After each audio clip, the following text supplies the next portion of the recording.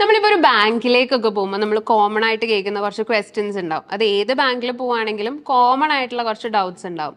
അവിടുത്തെ ഇപ്പോൾ form fill ചെയ്യുന്നതിനെ പറ്റി അല്ലെങ്കിൽ അവിടുത്തെ പ്രൊസീജിയേഴ്സിനെ പറ്റിയൊക്കെ നമ്മൾ കേട്ട് വരുന്ന കുറച്ച് ഡൗട്ട്സ് ഉണ്ട്. അപ്പോൾ ഇങ്ങനത്തെ കുറച്ച് ഡൗട്ട്സ് നമ്മൾ മലയാളത്തിൽ നിന്നും ഇംഗ്ലീഷിലേക്ക് ട്രാൻസ്ലേറ്റ് ചെയ്യാം. പക്ഷേ ഇംഗ്ലീഷിൽ എങ്ങനെയാണ് ചോദിക്കുന്നത് എന്ന് നമുക്ക് നോക്കാം. അപ്പോൾ ആദ്യം തന്നെ ഇപ്പോൾ നമുക്കൊരു ഫോം കയ്യിൽ തന്നിട്ട് ഇത് ഫില്ല് ചെയ്യാൻ പറയുകയാണ് അവിടുന്ന്, അല്ലേ? അപ്പോൾ നമുക്ക് കറക്റ്റായിട്ട് അറിയില്ല, കുറേ കൺഫ്യൂഷൻസും ഡൗട്ട്സ് ഒക്കെ ഉണ്ടാകുമ്പോൾ നമ്മൾ ചോദിക്കും ഈ ഫോം എങ്ങനെയാണ് ഫില്ല് ചെയ്യേണ്ടതെന്ന്. അപ്പോൾ ഇതെങ്ങനെയാണ് നമ്മൾ ഇംഗ്ലീഷിൽ പറയാം? അപ്പോൾ നമ്മൾ ഒരു കാര്യം എങ്ങനെയാണ് ചെയ്യേണ്ടത് എന്നൊക്കെ ചോദിക്കുമ്പോൾ നമുക്ക് ഹൗ വെച്ചിട്ട് സ്റ്റാർട്ട് ചെയ്യാം. അപ്പോൾ ഇവിടെ ഈ ഫോം എങ്ങനെയാണ് ഫില്ല് ചെയ്യേണ്ടത് എന്നൊക്കെ ചോദിക്കുമ്പോൾ how to fill this form എന്ന് ചോദിക്കാം. ഈ ഫോം എങ്ങനെയാണ് ഫില്ല് ചെയ്യേണ്ടത്? How to fill this form. ഇനി അടുത്തത്, ഇപ്പോൾ നമ്മുടെ കയ്യിൽ പെണ്ണൊന്നും ഉണ്ടാവണമെന്ന് നിർബന്ധമില്ല, നമ്മൾ വെറും കൈയോടൊക്കെ പോകും. അപ്പോൾ നമ്മൾ ചിലപ്പോൾ അവിടെ തന്നെ കൗണ്ടറിൽ ചോദിക്കും, അല്ലെങ്കിൽ അടുത്തുള്ള ആരോടെങ്കിലും നമ്മൾ പെണ്ണുണ്ടോ എന്നൊക്കെ ചോദിക്കും. അപ്പോൾ ഒരു കാര്യം ഉണ്ടോ എങ്ങനെയാണ് നമ്മൾ ചോദിക്കുക? ഡു യു ഹാവ് വെച്ചിട്ട് സ്റ്റാർട്ട് ചെയ്യാം. അപ്പോൾ പെണ്ണുണ്ടോ എന്ന് നമ്മൾ ചോദിക്കുകയാണെങ്കിൽ do you have A pen നമുക്ക് ചോദിക്കാം. അപ്പോൾ ഇനി വേറെ എന്താണെങ്കിലും നമുക്ക് ഡു യു ഹാവ് വെച്ചിട്ട് സ്റ്റാർട്ട് ചെയ്യാം. ഇനി അടുത്തത്, ഇപ്പോൾ നമ്മൾ ഫോം ഫില്ല് ചെയ്യുന്നതിൻ്റെ ഇടയിൽ മിസ്റ്റേക്സ് വരുന്നതൊക്കെ വളരെ കോമൺ ആയിരിക്കും. എനിക്കൊക്കെ കുറേ പറ്റിയിട്ടുണ്ട്.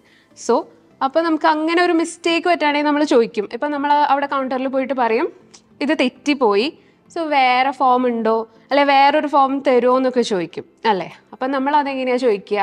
ഇപ്പോൾ ഫസ്റ്റ് എനിക്ക് തെറ്റിപ്പോയി അല്ലെ ഇത് തെറ്റിപ്പോയി എന്ന് പറയുകയാണെങ്കിൽ ഐ മെയ്ഡ് എ മിസ്റ്റേക്ക് എന്ന് പറയാം. എന്നിട്ട് can I have another form എന്ന് ചോദിക്കാം.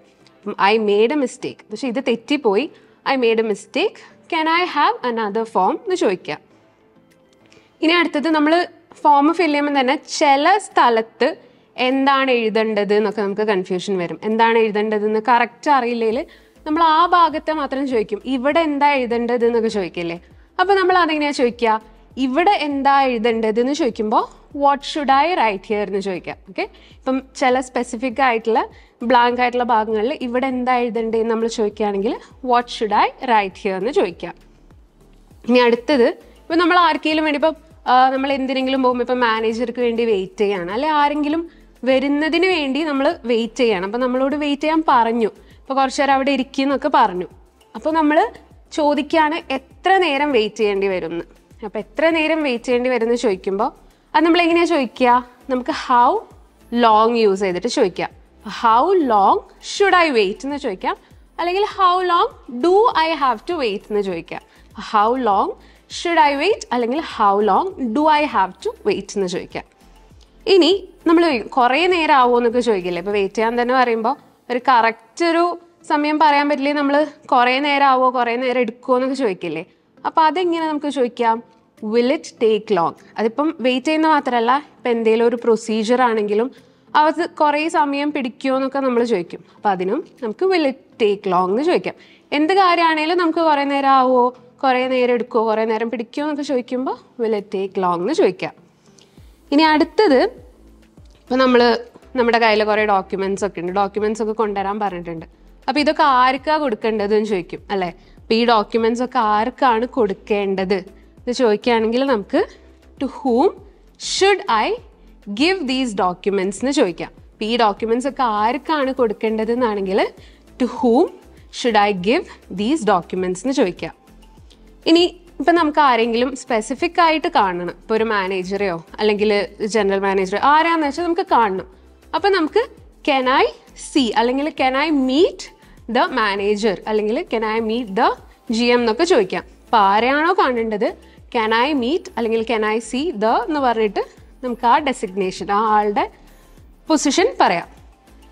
ഇനി അടുത്തത്, മാനേജർ എത്തിയാൽ എന്നെ ഒന്ന് അറിയിക്കാനും. അപ്പം നമുക്ക് അവരെ കാണാൻ, ഇപ്പം നമ്മൾ അവർക്ക് വേണ്ടി വെയിറ്റ് ചെയ്യുക. അപ്പം നമുക്ക് ചിലപ്പം അറിയുണ്ടാവില്ല എപ്പോഴാണ് അവരെത്തുക എന്നുള്ള കാര്യം.